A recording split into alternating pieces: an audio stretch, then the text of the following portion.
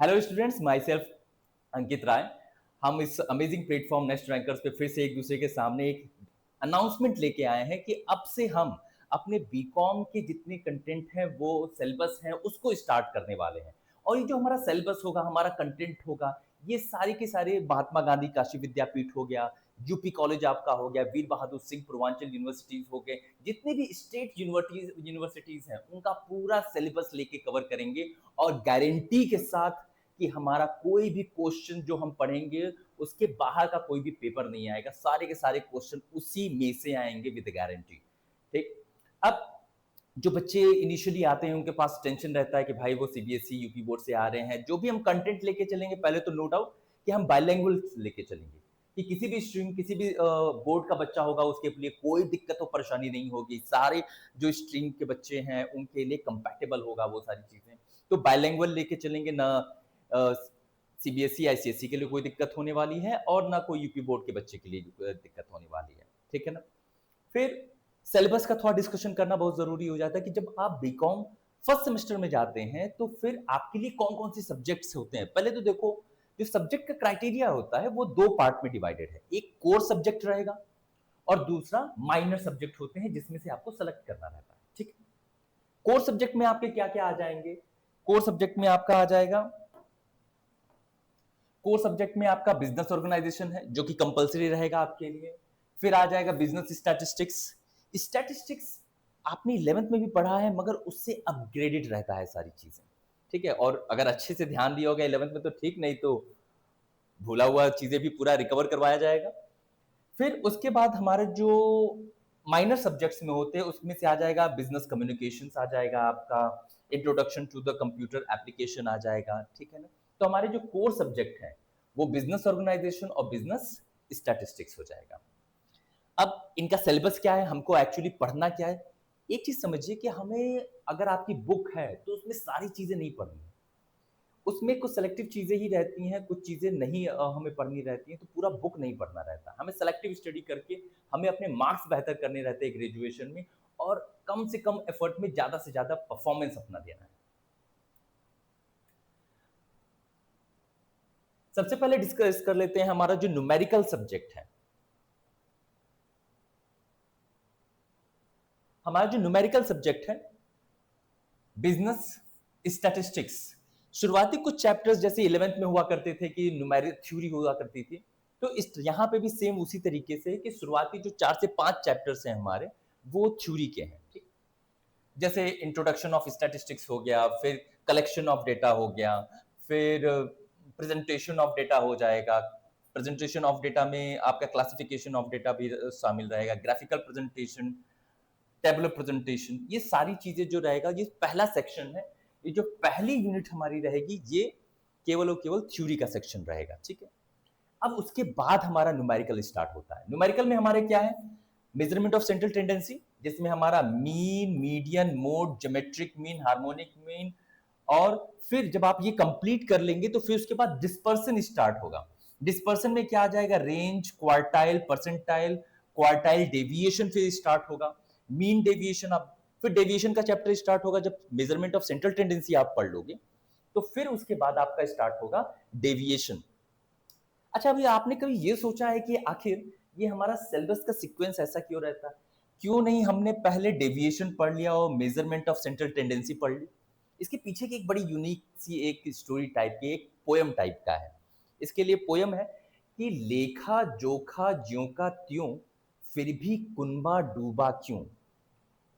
होता क्या है कि एक पंडित जी हमारे रहते हैं और वो अपनी सारी फैमिली मेंबर्स को लेके जाते हैं, नदी पार करना है। अब हमारे पंडित जी जो थे वो पूरी तरीके से जो मेजरमेंट ऑफ सेंट्रल टेंडेंसी होता है उसको पूरा पढ़ के रखे हुए थे बेहतर तरीके से, एवरेज उनको पूरा अच्छे से पता था। अब उन्होंने एवरेज कैलकुलेट किया अपनी फैमिली की हाइट का और जो नदी है उसकी जो मिनिमम गहराई है उसका एवरेज निकाला। एवरेज के हिसाब से उनका जो सबसे छोटा मेंबर हाइट का है वो भी नदी पार कर जाना चाहिए, ऐसा उनका कैलकुलेशन। जैसे नदी पार किए पंडित जी आगे निकले तो बाहर देख पीछे देखने की सारी फैमिली गायब। अब ऐसा दिक्कत क्या हो गया? तो उनके एवरेज के कैलकुलेशन, केवल एवरेज पढ़ लेने से ही सारी चीजें सही हो जाए ये पॉसिबल नहीं होता। हमको उसके बाद डेविएशन की स्टडी करनी पड़ती है, क्योंकि नदी आपने एक एवरेज कैलकुलेट कर लिया, मगर नदी कहीं कम गहरी होगी और कहीं ज्यादा गहरी होगी, कम गहरी होगी और ज्यादा गहरी हो सकती है। तो यहाँ एवरेज के साथ साथ गहराई प्लस माइनस कितना कम या ज्यादा हो सकता है एवरेज के बाद, तो वहां आता है डेविएशन। अगर आप आरबीआई का रूल सुने, अनाउंसमेंट सुने, जैसे जीडीपी, जीडीपी ग्रोथ जब भी आरबीआई बताती या गवर्नमेंट हमको बताती, तो कहा कि 8%, तो उसके साथ जरूर वो नोट करती है +-2, +-1, +-3। ये 8 तो एवरेज को इंडिकेट कर रहा है, मगर ये जो प्लस माइनस दिखा रहा है कि 2% ज्यादा भी हो सकता है और 2% माइनस भी हो सकता है। यहां आ जाता है हमारा डेविएशन, डिस्पर्स डेविएशन। ठीक, तो हमें फिर डेविएशन का चैप्टर स्टार्ट करने, जिसे डेविएशन में mean deviation, standard deviation, coefficient of correlation आ जाता है। फिर वेरिएशन का हम डिस्कशन करते हैं, स्क्यूनेस का है, डिस्पर्सन है, कोफिशिएंट ऑफ कोरिलेशन और कोफिशिएंट ऑफ स्क्यूनेस है हमारा। ये सारी चीजें हमारे क्या हो जाएगा, सेकंड यूनिट में खत्म हो जाएंगी। थर्ड यूनिट और बेहतर आता है आपका, जहां हम कोरिलेशन पढ़ते हैं। 11th अगर रिसेंटली जो भी लोग भी पास किए थे, यानी अभी रिसेंट डेज में 12th के पहला हमारा जो सिलेबस था सीबीएसई बोर्ड में स्पेशली, वहां पे मेजरमेंट ऑफ सेंट्रल टेंडेंसी में मीन मीडियन मोड ही रहता है, ज्योमेट्रिक मीन हार्मोनिक मीन वहां नहीं रहता है। डिस्पर्सन में भी डिस्पर्सन भी वहां पे नहीं रहता है, केवल क्वार्टाइल का थोड़ा बहुत इंट्रोडक्शन है वहां पे।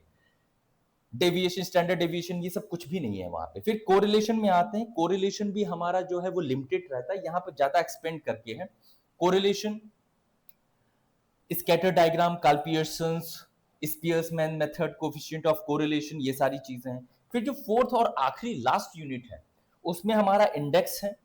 इंडेक्स के बाद हमारा कंज्यूमर प्राइस इंडेक्स उसी में रहेगा, फिशर्स आइडल इंडेक्स। यहां पे हम, ये बड़ा इंपॉर्टेंट क्वेश्चन रहता है, रिवर्सल टेस्ट, जो हम 11th में नहीं करते हैं। ये पूरा का प्रूफ किया जाता है कि why the Fisher's index is the best index. तो reversal test, time reversal test, factor reversal test से हम उसे प्रूफ करते हैं। फिर एक चैप्टर और एडिशनल इंक्रीज होता है, analysis of the time series. Analysis of time series ये भी लास्ट में आपके सिलेबस के 4th यूनिट में है। ठीक, तो ये हमारा पूरा का पूरा सिलेबस होता है स्टैटिस्टिक्स, जिसे हमें पढ़ के क्या करना है, कंप्लीट करना है। एक बात और, स्टैटिस्टिक्स की खूबी क्या है, ना इसकी थ्योरी आसान होती है और ना ही इसका न्यूमेरिकल आसान होता है। हमें इसकी थ्योरी पे भी वर्क करना पड़ता है, क्योंकि अनटिल एंड अनलेस अंडरस्टैंडिंग नहीं है तो दिक्कत है। फिर हमारा आ जाता है दूसरा core subject, business organisation. Business organisation basically theoretical है। किसी भी स्टूडेंट को जरूरत होगी तो सारे नोट्स अवेलेबल हम करवाएंगे आपको, जिससे कि आपको परेशानी ना हो, कितना पढ़ना है और कौन कौन सी चीजें पढ़नी है जो कि सिलेबस में हमारे कवर आउट है, हम वो सारी चीजें इसमें कवर करते हैं। जिसमें आपका सबसे पहले इंट्रोडक्शन का चैप्टर रहेगा, फिर इंपॉर्टेंस जो भी रहेगी बिजनेस ऑर्गेनाइजेशन की, ये फर्स्ट में आपका मोड ऑफ डिफरेंट बिजनेस और उसके कैरेक्टरिस्टिक्स के साथ, ठीक है। फिर उसके बाद आता है सेकेंड यूनिट, जिसमें promotion of the business, business कैसे स्टार्ट करना है, एक नए बिजनेस स्टैब्लिश करने में कौन कौन सी चीजें आती हैं, किन चीजों की रिक्वायरमेंट होती है, वो सारा रहेगा। फिर प्लांट लोकेशन रिलेटेड सारे चैप्टर्स रहेंगे, और फिर बिजनेस कॉम्बिनेशंस अलग अलग जो है उनसे रिलेटेड रहेगा। तो ये हमारा सारा सिलेबस किससे रहेगा, बिजनेस ऑर्गेनाइजेशन, जो थ्योरी से रिलेटेड है। ठीक, तो मैं पूरी कोशिश चाहूंगा कि आप लोगों का पूरा सपोर्ट हमारे साथ रहे। किसी तरीके का डाउट हो तो कमेंट करके पूछें, ठीक। और हम जो कोर्स ला रहे हैं उसको पढ़ के देखेंगे और अपना सपोर्ट देंगे, तो और भी बेहतर कंटेंट हम अवेलेबल करवा पाएंगे। थैंक यू इसके लिए।